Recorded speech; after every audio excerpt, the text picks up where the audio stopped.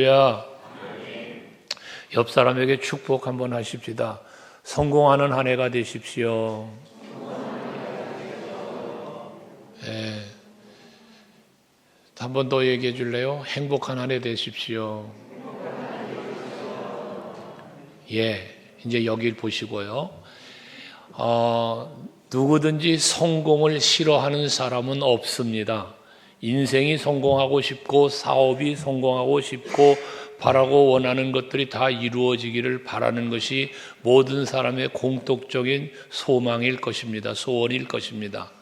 왜 그렇게 성공하기를 원하는가? 무엇 때문에 성공하려고 하는가를 확인해 보면 그 바탕 속에는 행복이라는 게 있습니다. 행복하고 싶어서, 남보다 더 나은 삶을 살고 싶어서 성공하려고 애쓰지요. 그런데 한번 돌아보십시다. 남들이 누리지 못하는, 남들이 소유하지 못한 것들을 많이 소유하거나 남들이 누리지 못하는 것들을 누리고 있다고 할 때 그것이 세상적이고 육체적인 것이라면 아무리 풍성한 것이라 할지라도 아무리 많은 쾌락을 즐긴다 할지라도 행복하지 않습니다.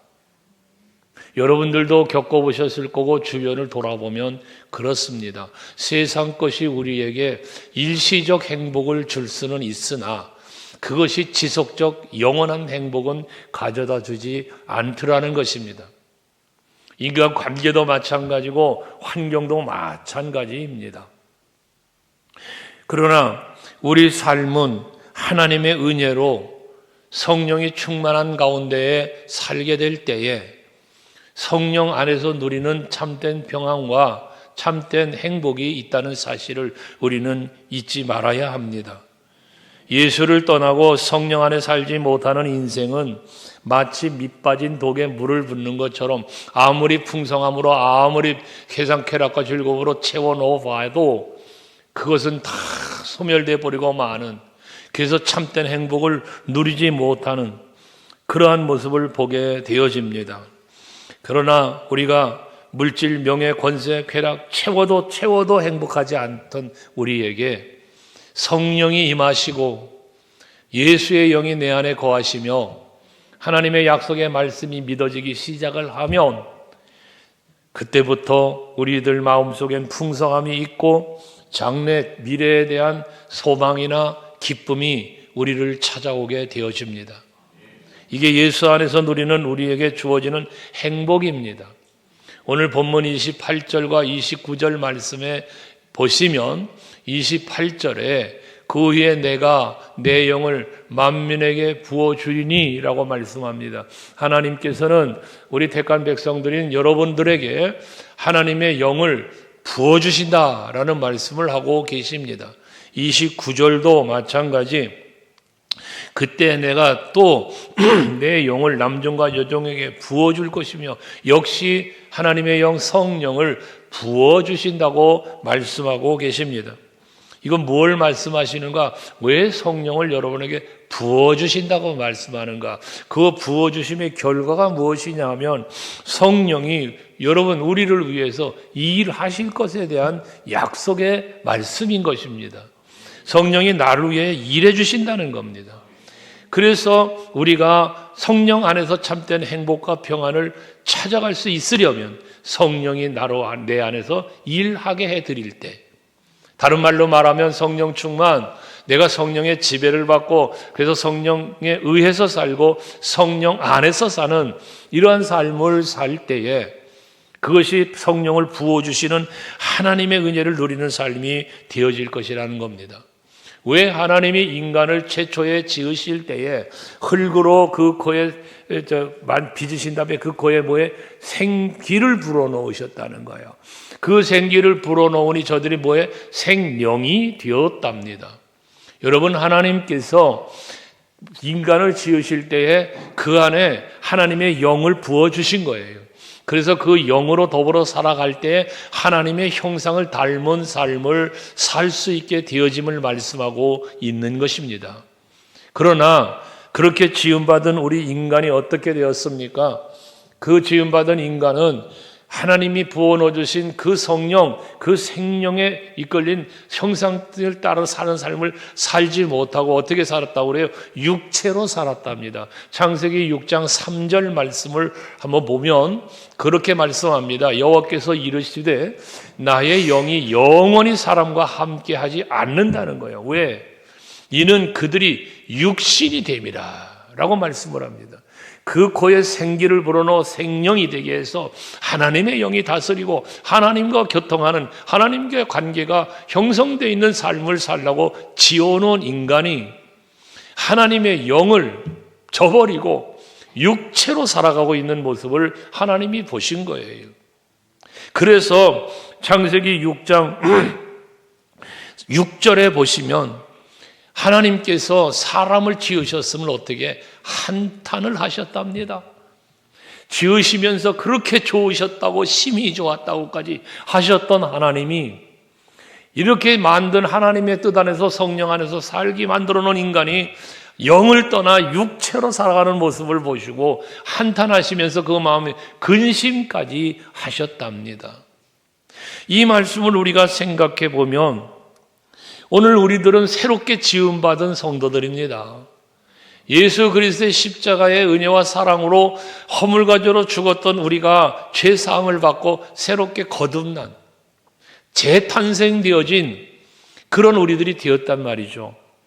그런데도 불구하고 우리가 그렇게 성령으로 말미암아 예수 그리스도의 십자가 보혈의 은혜로 말미암아 새롭게 거듭나게 하신 엄청난 은혜와 사랑을 받은 내가 그러한 은혜를 은혜로 알지 못하고 성령과 상관없이 예수 십자가와 상관없이 육체로 세상에만 내어 살게 되어지면 하나님께서 너를 위하여 십자가 진 것을, 너를 위하여 성령으로 역사하신 것을 후회하지 않으시겠느냐는 것입니다. 여러분, 이 세상이 전부가 끝이 아니지 않습니까? 우리에게는 세상이 끝이 아니요 내세인 하나님 나라가 있지 않습니까? 시간으로 생각해 보면 하나님 나라는 영원이요 세상은 성령의 말 안 되면 육신의 삶이라는 70이요 강건함 80이라 오늘날 말하는 100세 시대를 말합니다마는 100세를 산다 해도 잠시 있다가는 세상에 불과한 겁니다. 그러나 성경이 우리에게 주는 교훈, 세상에서 살아가는 되어지는 일들 가운데 우리에게 보여지는 교훈들은 어떻습니까? 여러분 100세까지 살 자신 있습니까? 어떻게? 내 마음대로요? 오늘이라도 주님 오라 하면 가야 되는 게 우리의 인생입니다. 내가 쌓아왔던 모든 것들 다 두고 가야 하는 게 우리의 인생입니다. 근데 마귀는 자꾸 착각하게 만듭니다. 이 세상이 꽤나 괜찮은 것으로 생각하게끔 말입니다. 그러니 육체로 빠져 사는 것이고요. 그것을 하나님은 한탄하셨다 그랬습니다. 그러면 하나님의 한탄은 한탄으로 끝나시는가? 아닙니다. 후에 홍수라는 무서운 심판으로 하나님의 진노를 표하셨습니다. 여러분, 왜 이 시대에 전쟁이, 기근이, 재앙이, 질병이 왜 이렇게 이것저것에서 일어납니까? 무엇 때문에 그럴까요? 하나님의 진노와 심판의 경고로 보여주심이라는 생각을 해보셨습니까? 여러분 주변에 오늘 아침에 어젯밤에 만났습니다. 할렐루야, 좋은 시간 보내고 좋은 밤 보내세요. 근데 다음날 세상을 떠났다는 연락을 받아보신 분들도 있을 겁니다. 저 역시도 있으니까요, 그런 경우가. 이게 우리가 사는 인생입니다. 하기 때문에 하나님께서는 우리에게 요구하심이 무엇이냐? 하나님이 우리에게 영생을 주시고 성령을 부어주시며 우리에게 요구하심이 무엇이냐? 첫째, 여호와를 경외하며 살라는 겁니다. 하나님 나라를 바라보며 살라는 것입니다. 이 세상이 전부가 아니라는 것입니다. 그것 때문에 부어주시는 겁니다. 근데 놀라운 것은 이 요엘서를 보면요, 하나님의 징계로부터 출발합니다. 하나님의 진노로부터 출발합니다. 요엘서 1장부터 3장을 살펴보면 1장 시작부터가 하나님의 진노입니다. 심판입니다. 그런데 이러한 심판으로 끝나는 것이 아니라 오늘 본문에도 나와 있지만 회복이라고 하는 놀라운 회복의 역사를 줍니다. 앞에 2장 23절 말씀에 보면 저들에게 하나님께서는 이른 비와 늦은 비를 적당하게 주시고 그 비를 내리심으로 말미암아 저들의 삶이 회복될 것을 약속해 주고 계십니다.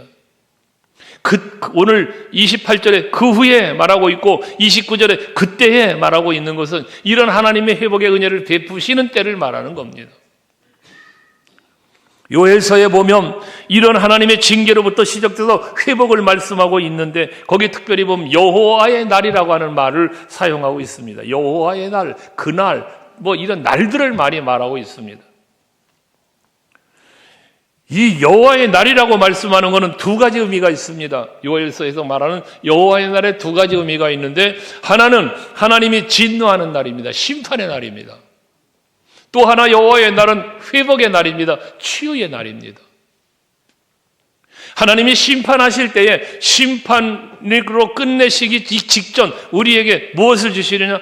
회복할 수 있는 기회를 주신다는 겁니다. 이게 하나님이 주시는 은혜입니다. 성령을 왜 부어주신다고요? 성령을 부어주셔서 하나님의 뜻을 깨닫게 하시고 하나님의 뜻대로 살 수 있도록 또 해주시고 이게 성령을 부어주시는 목적입니다. 그러니까 이러한 성령을 부어주시는 목적 속에 앞에 오늘 28절부터 본문 삼았는데 27절을 한번 보시면요.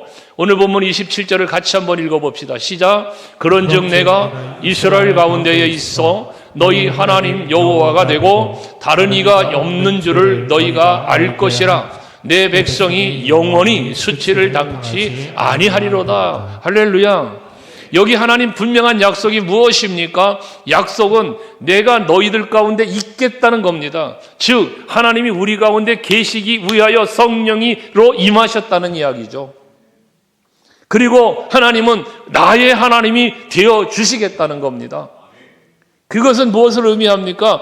성령으로 임하셔서 성령이 나와 함께 계심을 보게 하시고 일하심을 보게 하시고 깨닫게 하시고 믿게 하시면서 하나님만 나의 하나님이 되어주신다는 것은 내가 그 하나님을 의지하며 살게 하신다는 것 아니겠습니까? 오늘 예배하시는 여러분, 하나님의 이 엄청난 치유와 회복의 역사를 이루기 위한 성령의 부어주심이 이 시간 여러분들에게 그대로 임하시길 주 이름으로 축복합니다. 성령이 우리에게 임하면 회복의 역사가 일어납니다. 회복이 무엇입니까? 회복이라고 하는 것은 결과적으로 순수했던 처음으로 돌아가는 겁니다.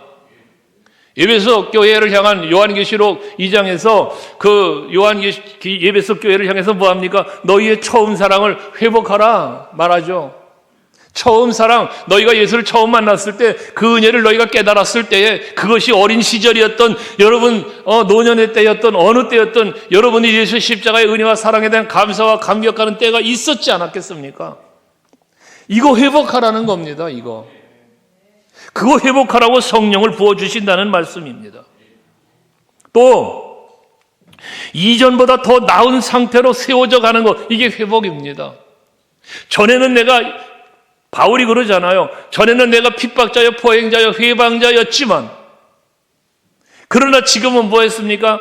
예수께서 나를 충성되게 여겨서 나에게 직분을 맡기셨기 때문에 그 사명을 감당하는 은혜를 최선을 다하는 거예요. 사람들을 죽였어요. 여러분 스데반 집사님이 순교하는 현장에 사울이라는 청년이 거기 있었다잖아요. 이게 사울은 그런 사람이었어요. 전에는. 근데 다메섹 도성에서 만나고 성령 받은 뒤에 그가 변화가 일어났습니다. 이제는 오히려 예수를 믿고 예수를 전하는 일에 생명조차도 귀한 것으로 여기지 아니할 정도의 사람으로 변화가 일어난 겁니다.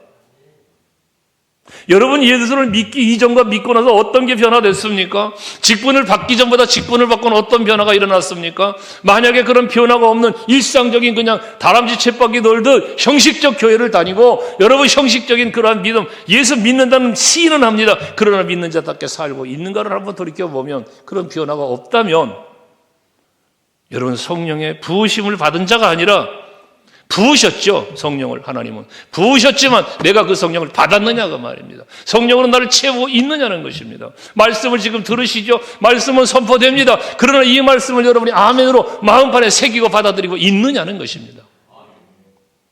이것이 신앙의 생활입니다. 우린 신앙하는 게 아닙니다. 신앙 생활하는 겁니다. 믿음하는 게 아닙니다. 믿음으로 사는 겁니다.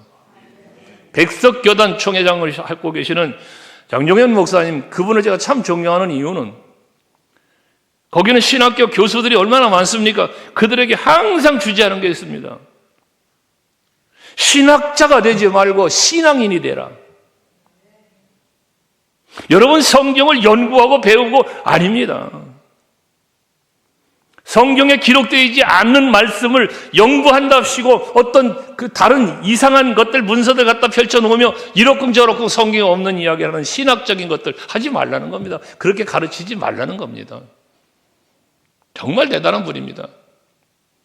여러분, 우리 서강교회 성도들 마찬가지입니다. 성경을 지식으로 알려고 하지 마십시오. 성령으로 알아야 합니다. 그렇게 될 때 성령이 올바로 부어주시는 성령을 내가 받을 때, 진정하게 아멘으로 받을 때, 그때 하나님과의 관계가 회복되어지고 교회도 지체로서 그리스도 안에서 하나 된 모습으로 관계적 회복이 이루어지는 것 아니겠습니까? 교회를 다니면서도 하나 되지 못하고 너 따로 나 따로, 이건 아닙니다. 성령을 받지 않은 사람의 모습인 것입니다. 우리는 성령을 부음받은 그리스도인으로서 성령으로 말미암는 변화, 회복이 어떻게 이루어져야 할 것인가 라고 하는 부분을 한번 생각해 보자는 겁니다. 오늘 말씀 속에서 성령이 하시는 일은 우리에게 거듭남과 새 사람이 되게 해준다는 사실을 성경이 말하고 있습니다. 여러분, 성령을 부어주실 때 그 성령을 받으면 여러분은 새 사람이 돼야 됩니다. 변화가 일어나야 된다고 말이요. 교회를 몇 년 다녔나가 뭐가 중요합니까? 모태신앙? 무엇이 그게 중요합니까? 어머니 신앙이었지 내 신앙이었습니까? 여러분, 우리는 교회를 몇 년 다녔다 무슨 아무 의미 없습니다. 지금 내가 어떤 모습으로 신앙생활하고 있느냐인 것입니다. 옛날엔 내가 이쪽이고 저쪽고 그건 옛날입니다. 지금이 어쩌냐는 겁니다. 지금 어떻게 살고 있느냐는 것입니다. 여러분, 하나님 앞에 서는 날, 그날을 중요시 여겨야지. 하나님 앞에 가서 하나님, 나 옛날엔 이랬어요. 근데 너 지금은 뭐 하다 왔어? 어쩌실랍니까? 그러지 않잖아요. 고린도후서 5장 17절 말씀을 한번 같이 읽어볼게요. 고린도후서 5장 17절 시작. 그런즉 누구든지 그리스도 안에 있으면 새로운 피조물이라.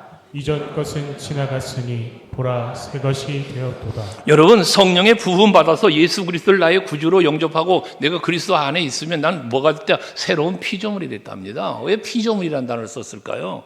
하나님이 성령으로 새롭게 빚으셨다는 얘기예요. 그리고 보라, 이전 것은 지나갔어. 이젠 새 것이 되었어. 그렇죠. 여러분, 예수 믿으면 새 사람이 돼야 돼요. 믿지 않았던 사람과 달라져야죠. 근데 믿지 않았던 때와 달라지지 않고 그대로 세상 습관, 세상 버릇, 세상 쾌락 다 누리고 그대로 간다고 그러면 여러분, 그게 무슨 예수의 사람으로 새 사람으로 피조물이 된 겁니까? 아니죠. 옛사람이죠. 그냥 옛사람 벗어버리고 구습을 따라가던 그 옛사람, 세상 쾌락 즐기던 그것들 다 버리고 벗어버리고 오직 심령이 새롭게 되어, 이 심령이 새롭게 되면 성령의 부으심을 입은 거잖아요. 새 사람 입으라는 겁니다. 의복만 멋진 옷 입는다고 새 사람입니까? 미용실 가서 머리 아름답게 꾸몄다고 새 사람입니까? 얼굴에 명품 갖다 찍어 바르며 수술해 가면서 성형했다고 새 사람입니까? 겉모습은 새 사람일지 모르나 그 속 사람은 오히려 부패하고 육체의 사람으로 전락해버리는 이런 경우가 얼마나 많습니까? 우리는 예수 안에 새 사람이 되어야 합니다. 니고데모라는 사람이 예수님을 찾아와요. 어떻게 하면 영생을 얻을까요? 영생에 관심이 많습니다. 예수님 말씀합니다. 누구든 진실로 너희에게 이르노니 사람이 거듭나지 않으면 하나님 나라를 볼 수 없다. 요한복음 3장 3절에서 말씀하는데요. 거듭남을 말씀합니다. 니고데모는 이해가 안 됩니다. 어떻게 사람이 거듭납니까? 어머니 뱃속에 어떻게 다시 들어갔다 나옵니까? 다시 태어남을 이야기하잖아요. 그때 예수님의 대답은 거듭남이 무엇인가? 라고 하는 말은 요한복음 3장 6절 7절에서 말하는데요. 6절을 보시면 육신으로 난 것은 육이고 영으로 난 것은 영이다. 그러니 7절 내가 내게 거듭나야 하겠다는 말을 놀랍게 여기지 말라고 했는데 8절에 이어서 무엇을 말씀하냐면 바람을 비유합니다. 바람이 임의로 불 때 그 소리는 들어도 이 바람이 보이지 않잖아요. 그것처럼 성령도 그렇다는 거예요.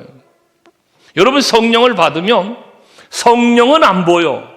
성령이란 자체는 보이지 않아요. 그러나 무엇이 보입니까? 성령이 일하심이 보여요. 여러분, 나를 통하여 성령이 일하심을 볼 수 있는 성도들 되시기를 바랍니다. 할렐루야. 그래서 우리는 하나님께서 처음 지으실 때부터 살아있는 영적 존재로 만들었다는 것, 그 하나님과 교제할 수 있게 만드셨다는 것을 잊어버리면 안 됩니다. 그러나 범죄 때문에 하나님 앞에 나아갈 수 없게 됐잖아요. 이 관계가 닫혀버렸잖아요. 그래서 그러한 우리에게 성령을 부어주셔서 성령으로 거듭나게 해주셨고, 하나님과의 관계를 회복시켜 주셨고, 예수 십자가의 사랑으로 영적인 생명을 다시 얻을 수 있도록 해주셨다는 것이에요. 그래서 성령의 부으심이라는 것은 결과적으로 우리를 회복시키시기 위한 하나님의 은총이라는 사실을 말하는 겁니다. 다윗 같은 경우를 보면 밧세바를, 남의 아내잖아요, 범하고 그 남편, 자기에겐 충성된 신하예요. 그걸 죽이기까지 한 이런 얼마나 나쁜 악을 행한 왕입니까, 다윗이요. 그 믿음의 사람이라 했던 그런 왕도 성령으로 충만하여 있지 못하고 육신의 정욕으로 빠져가니 그런 악을 행하더란 말이죠. 이 사실에 대하여 나단 선지자를 통하여 꾸짖을 때에 다윗은 그 꾸지람을 받아들였어요. 여러분들이 신앙생활 하시면서 나의 신앙이, 나의 믿음이, 내 영성이 잘못되어 있는 부분에 대하여 지금도 성경은 여러분들에게 말씀하시거든요. 그러면 그 말씀을 들을 때에 이 말씀이 여러분의 거울이 되어야 돼요. 이 말씀 앞에 비춰지는 내 모습을 살펴보란 말이에요. 나단 선지자는 밭을 비유해서 과수를 나무를 비유하여 말하였지만 그 말을 들은 다윗은 이게 내 얘기구나 깨닫는 거잖아요. 그러니까 회개하면서 시편 51편 11절 12절 한번 보실래요? 같이 읽어볼게요. 시작. 나를 주 앞에서 쫓아내지 마시며 주의 성령을 내게서 거두지 마소서. 주의 내 즐거움을 내게 회복시켜 주시고 자원하는 심령을 주사 나를 붙드소서. 나를 주 앞에서 쫓아내지 마세요. 여러분, 하나님 앞에서 쫓겨난다는 게 무슨 의미입니까? 예수께서 말씀하시죠. 열천의 비유에서도 말씀하시고 영과 염소 분별하심에 대해서 말씀하시고 예언하신 게 무엇입니까? 바깥 어두운 곳에서 이를 갈니 있으리라. 내쫓임을 당하는 걸 말합니다. 여러분, 세상에서 사람들에게 인정받고 칭찬받고 높임받고요, 그러고 살았어도 마지막 하나님 앞에 가서 서는 날에 내쫓임을 받는다면 어찌하시렵니까? 인생의 성공과 실패 간혹 말씀드렸죠. 여러분, 지금 내가 사업이 성공하고 있어요? 남들보다 뭔가 나은 삶을 살고 있어요? 성공했습니까? 현재까지는 성공했다고 말할 수 있을지 모르겠습니다. 그러나 진정한 여러분의 인생의 성공이 실패냐 성공이냐의 평가는 하나님 앞에 서는 날 이루어지는 겁니다. 가끔 말씀드리지만 42.195km 마라톤을 달릴 때에 1등으로 막 달려갔어도 마지막 고린 지점에 1등으로 들어온 사람이 1등입니다. 똑같은 원리입니다. 인생은 마라톤이라는 비유를 합니다. 하나님 앞에 우리의 신앙생활도 동일합니다. 잠시 방황할 수 있습니다. 잠시 우리의 믿음이 약해질 수 있습니다. 하지만 여러분, 성령을 부어주실 때에 그 성령 부으심을 받으시고 회복하셔야 합니다. 그래서 나를 쫓아내지 말라, 주의 성령을 내게서 거두지 말라, 다윗은 말하는 겁니다. 왜? 그래야 내가 살기 때문에. 그러면서 주의 구원의 즐거움을 내게 회복시켜 주시고 자원하는 심령을 주사 나를 붙드소서. 주의 구원의 즐거움이 있어야 이 밧세바 같은 여인의 시선이 뺏기지 않고 세상의 쾌락의 시선이 뺏기지 않는 거예요. 많은 사람들이 세상의 재물의 마음 뺏기고 세상의 명예와 권세의 마음이 뺏기고, 왜? 내 안에 즐거움이 거기에 있기 때문에. 통장에 잔고가 늘어가는 게 즐겁고 남들 같지 않은 명품을 소유하는 게 즐겁고, 더 넓은 아파트에 사는 게 즐겁고, 더 고급 승용차를 타는 게 즐겁고, 그걸 추구하고 사는 거예요. 예수를 믿는 여러분의 즐거움은 예수 안에 있어야죠. 그렇다고 세상의 즐거움이 죄가 아니에요. 그것이 죄라는 게 아닙니다. 하나님의 은혜가 아닌 그 은혜를 잊어버린 망각한 삶 속에 빠져들어가는 게 죄라는 거죠. 방향이 잘못됐다는 거예요. 그래서 성령을 거두지 말라고 자원 간구하고 그 주 안에서의 구원의 즐거움을 다시 회복시켜달라고 기도했던 것 아닙니까? 그때 그 회개하는 다윗에게 하나님은 성령을 부어주시고 회복시켜주신 거죠. 고넬료라고 하는 사람은 로마 군대의 백부장입니다. 로마 백부장. 그러나 그에게 사도 베드로를 보내서 하나님께서 말씀을 전할 때 성령이 그 집에 임하셨죠. 고넬료에게 임하고 함께 있는 그 집안 사람들에게 다 임했다고 성경은 말씀하고 있습니다. 그게 성령 부으심으로 가능한 것입니다. 오늘 예배하는 여러분 개인에게, 여러분 가정에, 여러분의 사업장에, 삶의 터전에 성령은 부어지고 있습니다. 성령은 말씀으로 부어지고 있습니다. 여러분의 마음을 움직이며 부어지고 있습니다. 그 성령의 부으심을 아멘으로 받아들이시는 여러분 되셔서 새로워지는 여러분 될 수 있기를 바랍니다. 또 성령의 부으심은 우리로 말미암아 승리하는 삶을 살도록 믿음의 능력을 부어주시는 겁니다. 선지자나 사도들을 통해서 성령이 감동하여 기록하게 하신 말씀, 그 기록된 성령에 의하여 기록된 말씀이 오늘 우리들이 이렇게 듣고 배우고 읽을 때에 깨닫게 하시고 믿어지게 하시고 그대로 또 살 수 있게 하시는 분이 성령의 일하심입니다. 그래서 요한일서 5장 4절 말씀을 또 같이 한번 읽어볼게요. 같이 읽습니다. 시작. 무릇 하나님께로부터 난 자마다 세상을 이기느니라. 세상을 이기는 승리는 이것이니 우리의 믿음이라. 여러분, 우리가 세상을 이길 수 있는 힘은 믿음으로 이긴다는 거예요. 근데 이 믿음이 무슨 믿음이냐? 5절 한번 같이 볼까요? 또 5절 시작.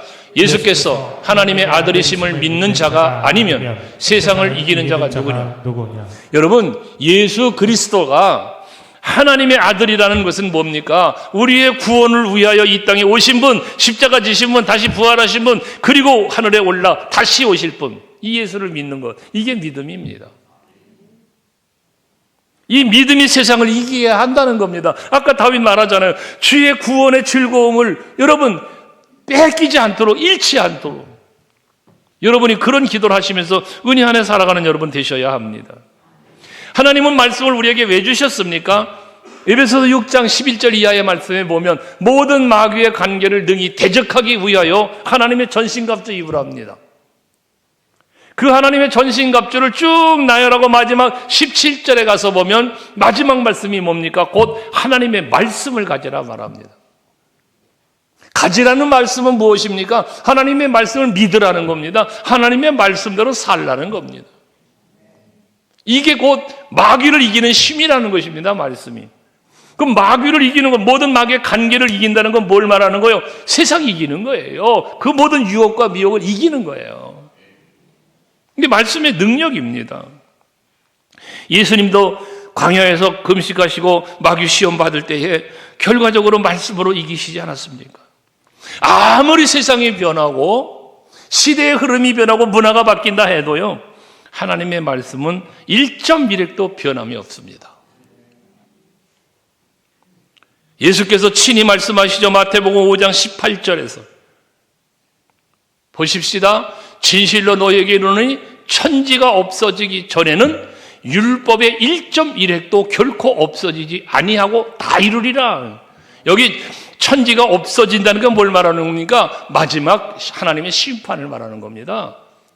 하나님이 모든 것을 심판하시기 전에는 하나님의 말씀은 1.1획도 없어지지 않는다는 건 뭐예요? 인류가 존재하는 한, 여러분이 생명이 존재하는 있는 한 하나님의 말씀은 계속 살아있다는 거예요.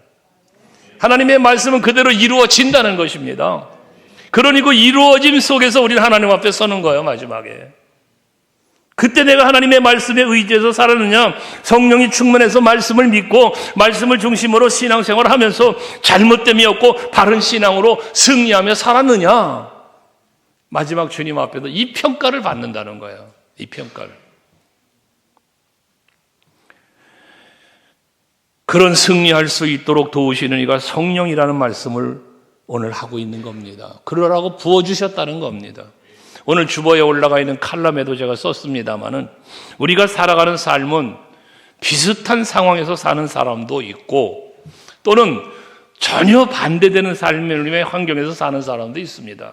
부유한가 하면 가난하고 병들어는 건강하고 다양한 반대적 환경에서 사는 사람도 있습니다. 하지만 그 가운데 같은 비슷한 환경이나 다른 환경이 되었던 늘 평안하고 늘 여유가 있고 마음이 풍성한 사람이 있는가 하면 늘 불안하고 늘 여유 없고 베풀지도 못하고 섬기지도 못하는 그런 마음이 빈궁한 사람도 있습니다. 비슷한 상황의 사람도 그렇고 가난과 부유와 이 모든 정반대된 사람도 그렇습니다. 부유하면 여러분 풍성한 사람인가요? 부유해도 가난한 사람이 있고 가난해도 풍부한 사람이 있습니다.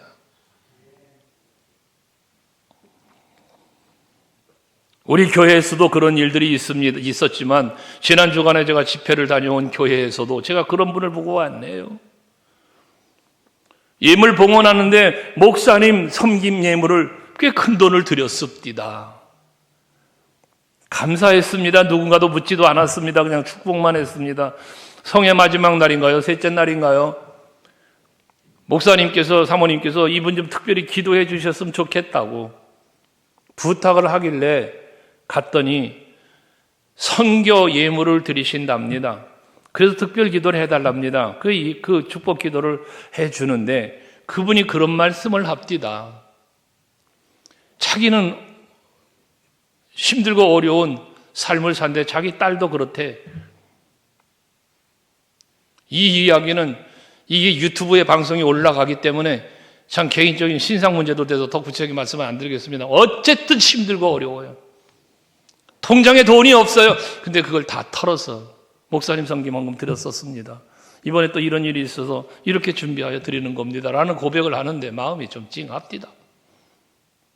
넉넉해서 하는 게 아닙니다. 남편이 없는 과부. 어린 나이에. 여러분 무엇을 말씀드리고 일하는 거냐? 여유가 있는 사람인데도 빈궁한 사람이 있고 참 힘든 상황이 있는데도 마음이 풍성한 사람이 있는 이유가 무엇일까? 그 차이가 무엇일까? 그 차이는 예수를 믿느냐 안 믿느냐가 아니에요. 다 믿어요. 여러분 다 예수 믿어요. 여기 예수 안 믿는 사람이 왜 여기 앉아 있겠어요? 다 믿죠. 그러나 다 예수를 믿긴 하지만 풍요로운 사람에게는 성령이 충만함이 있고 빈궁한 사람에게는 성령이 충만치 못함에 있다는 차이밖에는 없습니다. 여러분은 과연 어떤 사람일까라는 것입니다.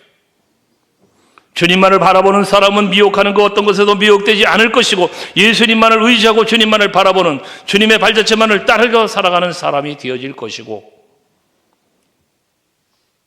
성령이 충만하지 못한 사람은 세상 것을 자꾸 바라보고 그것을 얻으려고 성공이라는 엉뚱한 방향을 갖고 나아가게 된다는 것입니다. 예수님 외에는 구원을 얻을 다른 길이 없다는 사실을 여러분 믿으셔야 합니다. 그리고 약속하신 말씀은 반드시 이루시는 하나님이심을 믿어야 합니다. 오늘 32절 말씀을 한번 같이 읽어볼게요. 기가 막힌 말씀이 이 가운데 있습니다. 32절 같이 읽습니다. 시작. 누구든지 여호와의 이름을 부르는 자는 구원을 얻으려니 이는 나 여호와의 말대로 시온산과 예루살렘에서 피할 자가 있을 것이며 남은 자 중에 나 여호와의 부름을 받을 자가 있을 말씀 것이며. 가운데 보면 피할 자와 남은 자를 말씀하고 있습니다. 피할 자와 남은 자. 이것은 마지막 때가 되어졌을 때에 하나님의 심판을 피할 수 있는 사람이요 남아있을 수 있는 사람을 말하는 것입니다. 이것은 하나님이 그런 사람이 있게 해주신다고. 피할 자와 남은 자를 남기시기 위하여 피할 수 있게 해주시기 위하여 뭐 하는 거예요? 성령 부어주시는 거야. 성령을. 32절 앞에서 누구든지 여호와의 이름을 부르는 자는 구원을 얻으리니 하잖아요. 주의 이름을 부르는 자가 누구요? 성령을 부음을 받은 사람이에요. 예수가 내 중심에 있는 사람이에요. 여러분 속에 예수가 계시냐는 거예요. 여러분의 생각을 성령이 지배하고 있느냐는 거예요. 아예 예수, 성령, 말씀 자체가 없는 사람이 얼마나 많겠어요. 예수 안 믿어? 아니 믿어요. 교회도 다닌다니까요. 그런데 성령이 없어요. 예수가 없어요. 말씀이 없어요. 그러니까 마귀의 미혹에 무참히 힘없이 넘어지는 거예요. 언약에는 옛 언약과 새 언약이 있죠. 옛 언약은 모세를 통해 주신 언약을 상징하고 새 언약은 성령으로 말미암아 주는 언약을 말씀해요. 근데 옛 언약은 돌판에 새겼다고 했어요. 근데 새 언약은 어디에 새긴다? 마음에 새긴다. 마음에. 신명기 6장 5절 말씀, 6절 말씀을 한번 보실까요? 신명기 6장 5절 6절 시작. 너는 마음을 다하고 뜻을 다하고 힘을 다하여 네 하나님 여호와를 사랑해라. 오늘 내가 내게 명하는 이 말씀을 너는 마음에 새기고.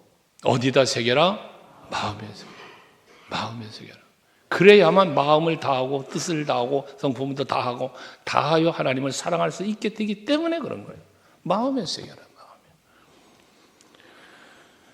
하나님께서 우리 마음속에 하나님의 언약의 말씀을 새겨주시는 방법, 성령의 부으심입니다. 성령님은 우리 안에 계시면서 우리를 회복시키시기 때문에 회복되는 방법은 내 안에 성령님이 계심을 믿고 선포할 때입니다. 나는 성령의 사람이야. 예수의 사람이야. 성령이 우리 안에 내주하신다. 내 안에 성령이 계시다. 이 사실을 믿고 느끼고 선포하는 선포. 그리할 때 남들이 볼 수 없는 미래를 볼 수 있게 되어지는 거예요. 오늘 28절. 내가 내 영을 만민에게 부어주리니 뭐라 합니까? 너희 자녀들이 장래일을 말할 것이며 너희 늙은이는 꿈을 꾸며 너희 젊은이는 이상을 볼 것이며. 거기에 장래일, 꿈, 이상을 말씀하고 있습니다. 남들이 보지 못할 것을 볼 수 있는 사람이 되어진다는 것입니다. 어떻게 하면? 성령의 부으심을 받으면. 스데반 집사님 사도행전 7장 55절 56절 말씀에 보면 순교의 순간이 나오잖아요. 그 많은 박쥐 속에 돌 들어 죽이려는 사람들 앞에서 그 스데반 집사님이 눈을 열어 하늘을 우러러 보니까 하나님의 영광과 및 예수께서 하나님 우편에 서신 것을 보았다잖아요. 그러면서 이어지는 말씀 속에 56절에 보면 말하되 보라 하늘이 열리고 인자가 하나님 우편에 서신 것을 보노라. 보았다는 거예요. 오늘 예배하는 여러분, 스데반 집사님이 보았던 이 하나님의 영광과 그래서 예수의 보좌를 여러분도 볼 수 있기를 원합니다. 성경이 하나의 소설책처럼 이야기책처럼 그냥 내용만 알고 있는 내가 아니라 그 말씀 속에 내가 주인공이 되어서 신앙생활 한번 제대로 성령 받은 사람답게 해보자는 겁니다. 예루살렘 마가다락방에 사도들을 위해 한 120명이 모였어요. 많은 백성들이 있어요. 근데 거기 120명이 그 성령 받은 거예요. 그리고 초대교회의 역사를 이룬 거예요. 그 성령 받은 사람들이. 그래서 사도행전 교회처럼 성령이 역사하는 교회를 만들어 보자고 금년에 여러분들과 함께 비전 선포하고 가는 거 아닙니까? 이 역사하는 교회를 만들기 위해서 먼저 우리 교회에서 역사하는 성령 물론 이루어 가야죠. 그러기 위해서 뭐 합니까? 여러분 개인에게, 여러분 자신에게 역사하는 성령의 역사를 경험하고 한번 그 역사를 남들이 볼 수 있게끔 해주는 이런 일을 여러분이 이루어갈 수 있기를 주 이름으로 축복합니다. 그래서 성령께서는 신령한 영적 세계를 볼 수 있는 눈, 마음의 문을 열어 하나님의 말씀을 깨닫게 하시고 그 이상도 보게 하시고 말씀을 듣는 귀도 열어주시는 은혜가 성령의 부음 속에서 이루어진다는 것이에요. 그렇게 되어질 때 고난도 이기고 환경도 이기고 내 마음의 욕심도 이기고 모든 마귀의 계계도 물리칠 수 있는 능력이 내 안에 생겨지는 것입니다. 지난 주간에 말씀드렸죠. 로마서 8장 18절 사도 바울의 고백이지 않습니까? 생각하건대, 같이 또 읽어볼게요. 시작. 생각하건대 현재 고난은 장차 우리에게 나타날 영광과 비교할 수 없도다. 할렐루야. 여러분, 말씀드렸잖아, 지난주에. 내가 과연 어떤 장래의 영광을 바라보고 있느냐라는 것입니다. 여러분들은 내일에 대한, 미래에 대한, 하나님의 나라에 대한 무슨 바램을, 무슨 기대를 바라보고 있느냐는 것입니다. 그것이 있어야 현재 고난을, 현재 유혹을, 세상 쾌락을 이길 수 있고 물리칠 수 있다는 것이거든요. 여러분, 우리가 성령의 부으심을 받은 사람이 되어질 때에 예수 그리스도를 통하여 우리에게 보복을 보여주었던 모든 것들, 사도들을 통하여 보여줬던 것들, 사도행전 교회들 속에서 보여줬던 것들이 다 내 삶의 현장에 그대로 이루어질 수 있게 살아갈 수 있다는 거예요. 오늘 이 말씀 마음에 간직하시고, 우리 그리스도인으로서의 진정한 회복은 성령이 임해서 역사하시는 가운데 그리스도의 몸된 교회를 통하여 일하시는 그 하나님과 성령을 경험하게 되어질 것이니까 우리 모두 다 성령이 역사하시는 교회를 만들고 영과 육에 속한 모든 것이 다 회복되어질 수 있는 여러분 모두 되시기를 주의 이름으로 축복합니다. 기도하십시다.